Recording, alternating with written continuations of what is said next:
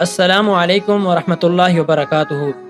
پیارے دوستو، ایک حجاج اکرام کے ذہن میں سوال ہوتا ہے، اکثر جب حج پر آتے ہیں تو ان کے ذہن میں یہ ہوتا ہے کہ حج کے دوران مسجد نبوی کے اندر نماز پڑھنا فرض اور واجب ہے، اور کتنی پڑھنی چاہیے؟ 40 پوری پڑھنی چاہیے؟ کس طریقے سے؟ تو یاد رکھیے دوستو بھائیو، یہ حج کے دوران نہ فرض ہے نہ واجب ہے مسجد نبوی کی طرف جانا، روضہ رسول کی طرف۔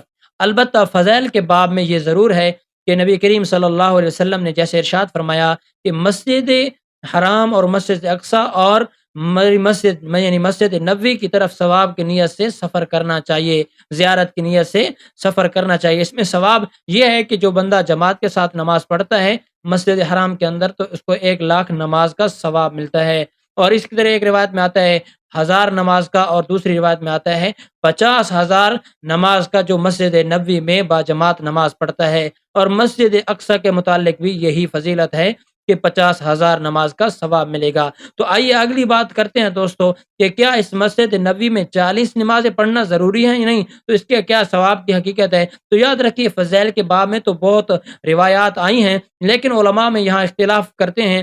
اس فضائل کی جو حدیثیں ہیں، بعض نے اس پر جرح کیا اور فرمایا کہ یہ موضوع روایت ہے، ضعیف روایت ہے، اور اسی طریقے سے اس میں کچھ غیر صحیح باتیں ہیں۔ بہرحال مختصراً یہ ہے کہ فضائل کو اگر دیکھا جائے تو احادیث میں دوسری روایات کو جب مطابقت کی جائے تو ثواب ہے کہ جو بندہ مسجد نبوی کے اندر نماز پڑھ لیتا ہے باجماعت تو اللہ رب العالمین اس کو دنیا کے عذاب سے بھی محفوظ کر لیتے ہیں، اور جہنم کی آگ سے بھی بری کر لیتے ہیں، اور نفاق سے بھی بندہ بری ہو جاتا ہے۔ تو یہ چند حدیث میں فضیلتیں بتائی گئی ہیں، لیکن یاد رکھیے دوسری بات یہ جو حدیث میں آئی ہیں، لیکن میں تو یہی سمجھتا ہوں کہ صحیح العقیدہ، آپ نے دیکھے ہوں کتنے بدعقیدہ مشرک منافق لوگ بھی وہاں مسجد نبی میں جاتے ہیں اور روضہ رسول میں سلام بھی کرتے ہیں، لیکن یاد رکھو ایسے لوگوں کی کبھی نجات نہیں ہونے والی، نہ عذاب سے نجات ہوگی نہ اسی طریقے سے منافقت سے بری ہوں گے، بلکہ صحیح العقیدہ موحد آدمی جو نماز پڑھتا ہے مسجد نبوی کو تو انشاءاللہ اس کی عقیدے کی درستی کی وجہ سے اللہ رب العالمین اس کو یہ اجر و ثواب